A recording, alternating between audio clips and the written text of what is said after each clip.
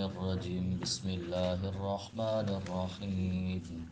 وہ تعالیٰ فرماتا ہے مثل الجنت التی وعد المتقون، احوال اس جنت کے جس کا وعدہ کیا گیا متقیوں سے، فیہا اس میں انہار نہریں من ماء پانی کی غیر آسن جس کی بو اور مزہ نہیں بگڑتا، ایسی نہریں ہیں جس کی نہ بو اور نہ مزہ بگڑتا ہے، وَأَنْهَارٌ مِّن لَبَنٍ اور نہریں ہیں دودھ کی، لَمْ يَتَغَيَّرْ طَعْمُهُ نہیں بدلتا جس کا ذائقہ، وَأَنْهَارٌ مِّن خَمْرٍ لَذَّةٍ لِلشَّارِبِينَ اور شراب کی نہریں لذت بخش پینے والوں کے لیے، وَأَنْهَارٌ مِّنْ عَسَلٍ مُصَفًّى اور نہریں شہد کی صاف ستھرا، وَلَهُمْ فِيهَا مِنْ كُلِّ الثَّمَرَاتِ اور ان کے لیے اس میں ہر قسم کے پھل اور بخشش اپنے رب کی طرف سے، کامن کیا یہ ان کی مانند ہوں گے، ہوا خالد فی النار جو ہمیشہ آگ میں رہیں گے، وَسُقُوا اور انہیں پلایا جائے گا ماء حمیما کھولتا پانی، فَقَطَّعَ أَمْعَاءَهُمْ اور وہ کاٹ دے گا ان کی آنتوں کو۔ اب یہ ہے قرآن۔ کیا وہ جنتی جن کو اتنی نعمتوں سے نوازا گیا وہ ان جہنمیوں کے مشابہ ہو سکتے ہیں جن کو ایسا پانی پلایا جائے گا جن کی آنتیوں کو وہ کاٹ دے گا؟ حدیث پاک سنیں، جنتیوں کو کون سا پانی ملے گا؟ میرے آقا صلی اللہ علیہ وآلہ وسلم کا فرمان علی شان ہے کہ وہ ہاں جو دودھ کی نہریں ہوں گی نا، لم یخرج من دروع الماشیہ جانوروں کے تھنوں سے نکلا ہوا دودھ نہیں ہوگا، وہ رب کی عطا سے دودھ ہوگا، وہ رب کا بنایا ہوا ہوگا، وہ جانوروں کے تھنوں سے نکلا ہوا دودھ کی نہر نہیں ہوگی۔ اور سنیں، کہتے ہیں جنت کی جو نہریں ہیں نا کستوری کے پہاڑوں سے نکلیں گی، جنت کی نہریں کستوری کے پہاڑوں سے نکلیں گی۔ یہ غیر آسن وہ پانی جس کا ذائقہ رنگ چینج ہو جائے، لیکن جنت میں یہ ایسا نہیں ہوگا۔ حدیث پاک ہے، میرے آقا نے فرمایا یہ جو شہد ہے نا، شہد عسل مصفا، فرمایا یہ وہ شہد نہیں ہے جس کو دنیا میں لوگ نچوڑتے ہیں، درختوں کے پہ بیٹھے ہوئے شہد کی مکھی سے لوگ نچوڑتے ہیں، یہ وہ شہد نہیں ہے۔ حدیث پاک سنیں، میرے آقا صلی اللہ علیہ وسلم نے فرمایا جنت میں دودھ کا سمندر ہے، پانی کا سمندر ہے، شہد کا سمندر ہے، شراب کا سمندر ہے، فرمایا ان سمندروں سے نہریں نکلیں گی۔ یہ میرے آقا صلی اللہ علیہ وسلم کا فرمان ہے۔ ایک اور حدیث پاک سنیں، میرے آقا نے فرمایا، حضرت انس بن مالک کہتے ہیں شاید تم سمجھ بیٹھے ہو کہ جنت کی نہریں زمین کے گڑھوں میں ہیں، جنت کی نہریں زمین کے گڑھوں میں ہیں، فرمایا ایسا نہیں ہے، واللہ خدا کی قسم انہا لتجری سائحتن علی وجہ الارض، فرمایا یہ زمین کی سطح پہ ہیں، زمین کی سطح پہ نہریں ہیں، کوئی گڑھا نہیں ہوگا جس کے اندر یہ جس طرح ہماری کھودی نہیں جاتی ہیں ایسے نہیں ہوں گی، زمین کی سطح پہ رب کی قدرت سے چل رہی ہوں گی۔ فرمایا حافاتھا کی باب اللؤلؤ جس کے ارد گرد موتی کی دیواریں ہوں گی اور اس کی مٹی المسک کستوری ہوگی، اس کی مٹی کستوری ہوگی۔ یہ میرے آقا صلی اللہ علیہ وسلم کا فرمان ہے، پڑھیے جی۔ اور ان میں سے کچھ من جو یستمعوا کان لگائے رکھتے ہیں الیکا آپ کی طرف، یہ منافقوں کی بات ہو رہی ہے، حتیٰ کہ جب خرجوا نکلتے ہیں من عندک آپ کے پاس سے، قالوا تو کہتے ہیں للذین ان کو جنہیں اوت العلم علم دیا گیا، وہ کیا کہتے ہیں ماذا قال آنفا کیا کہہ رہے تھے یہ ابھی ابھی؟ منافق جب رسول کی بات سن کے باہر نکلتے ہیں، اصحاب علم سے صحابہ سے پوچھتے یہ ابھی ابھی رسول کیا کہہ رہے تھے؟ اولئک الذین یہی وہ لوگ کہ طبع اللہ علی قلوبہم مہر لگا دی ہے اللہ نے ان کے دلوں پر، واتبعوا اہواءہم اور پیروی کرتے ہیں اپنے خواہشوں کی۔ پڑھیے جی۔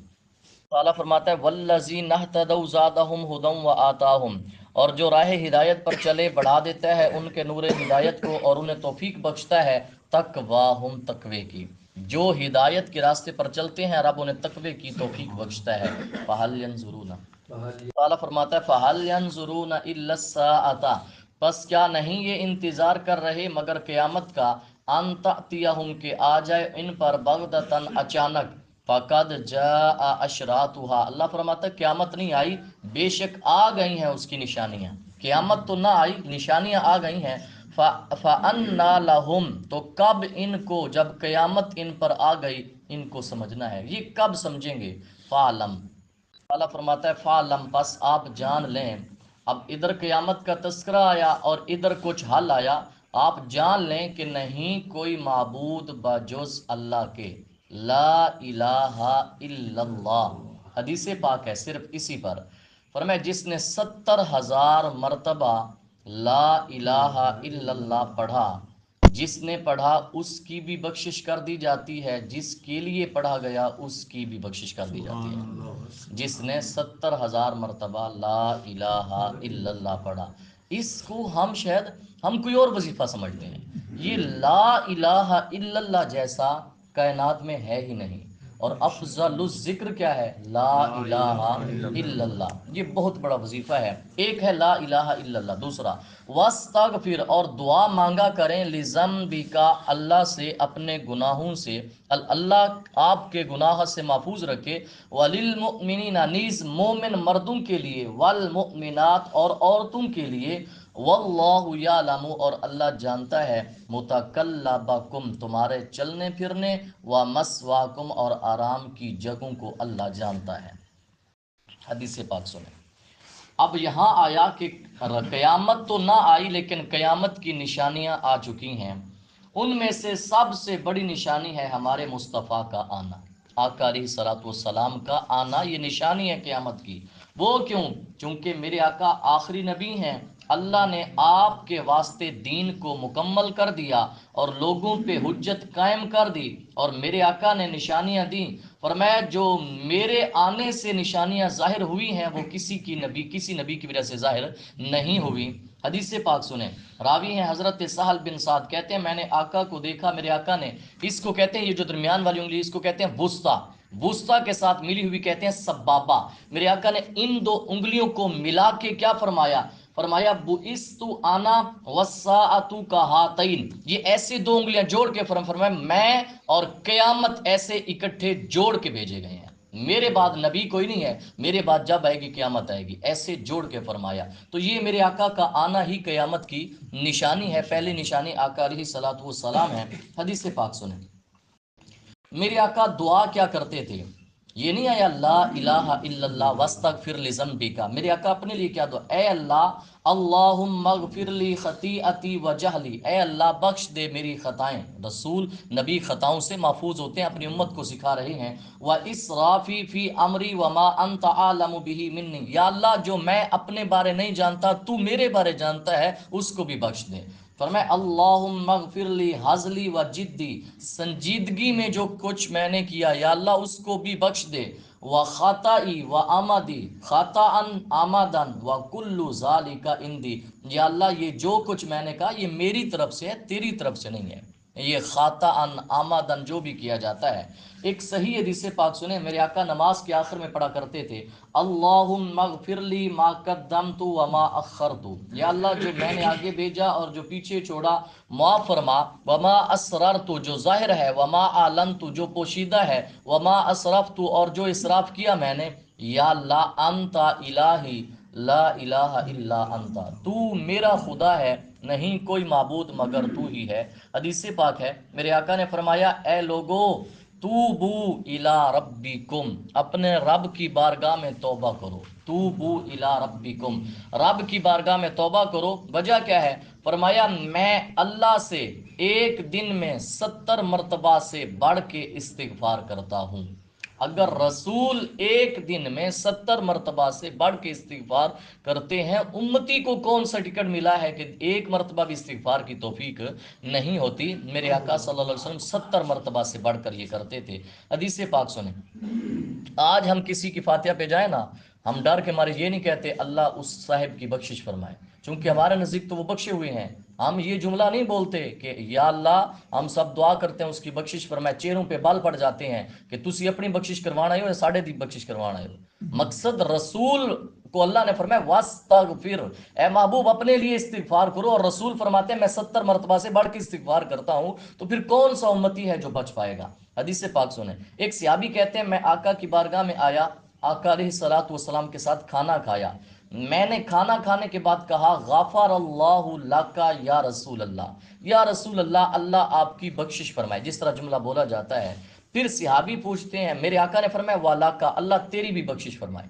صحابی نے رسول کو دعا دی، رسول نے صحابی کو. اب صحابی نے کہتے ہیں میں نے عرض کیا رسول اللہ استغفر اللہ کا، کیا ہم امتی نبی کے لیے استغفار کر سکتے ہیں؟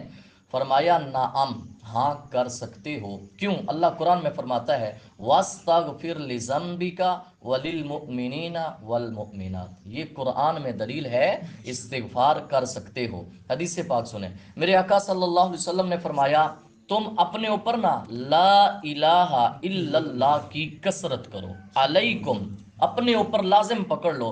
اور دوسرا کام کیا کرنا ہے؟ الاستغفار، استغفر اللہ، یہ لازم پکڑ لو. وجہ کیا ہے؟ پر میں ابلیس نے کیا کہا؟ ابلیس نے یہ کہا اہلکت الناس بالذنوب. شیطان کہتا ہے میں نے لوگوں کو گناہوں کے ساتھ ہلاک کر دیا، لیکن لوگوں نے مجھے لا الہ الا اللہ کی کثرت سے ہلاک کر دیا. میں نے لوگوں کو گناہوں سے گمراہ کیا، لوگوں نے مجھے لا الہ الا اللہ پڑھ کے ہلاک کیا اور استغفار کر کے ہلاک کیا. شیطان کہتا ہے میں نے جب دیکھا نا کہ یہ لوگ باز نہیں آ رہے، یہ تو لا الہ الا اللہ پڑھتے ہیں اور بخشے جاتے ہیں، میں نے ان کو خواہشات میں مبتلا کیا. اب خواہش کی پیروی کر کے یہ سمجھ رہے ہیں کہ ہم سے بڑا نیک کوئی نہیں ہے. یہ آخری جو وار شیطان نے کیا ہے نا، وہ خواہشات کی پیروی پہ لگایا ہے، دنیا کو مزین کر کے دکھایا ہے. ہم نے سمجھا ہے دنیا ہے، آخرت تو ہے ہی نہیں، مرنا تو ہم نے ہے ہی نہیں، اس کے بعد اٹھنا تو ہے ہی نہیں، قیامت ہے نہیں، حساب کتاب دینا نہیں، چونکہ فلاں یہ تھا میں یہ کیا جاؤں گا. میرے آقا صلی اللہ علیہ وسلم نے فرمایا شیطان نے امت کو خواہش کی پیروی پہ لگا دیا. حدیث پاک سنیں، ابلیس نے یہ جو اب حدیث پاک ہے نا قرآن کے اندر ہے، ابلیس نے کہا اے اللہ مجھے تیری عزت اور تیرے جلال کی قسم، جب تک تیرے بندوں کی روحیں جسم میں موجود ہیں میں ان کو گمراہ کرتا رہوں گا. اللہ نے فرمایا مجھے میری عزت کی قسم، مجھے میرے جلال کی قسم، لا ازال اغفر لهم مستغفرونی، جب تک استغفار کو لازم پکڑتے رہیں گے میں رب ان کو بخشتا رہوں گا. یہ میرے آقا صلی اللہ علیہ وسلم نے فرمایا. شیطان نے رب کی عزت کی قسم اٹھائی، رب نے اپنی عزت کی قسم اٹھائی، فرمایا میں تب تک بخشتا رہوں گا جب تک جان حلق تک نہ آگے پہنچے. اب یہ ہے اللہ فرماتا ہے میں تمہارا چلنا پھرنا اور جہاں تم سوتے ہو، جہاں تم کام کرتے ہو میں رب جانتا ہوں، اور جو تمہارا قبروں میں ٹھکانہ ہے میں رب اس کو بھی جانتا ہوں. دعا ہے اللہ تعالی ہم سب کو مل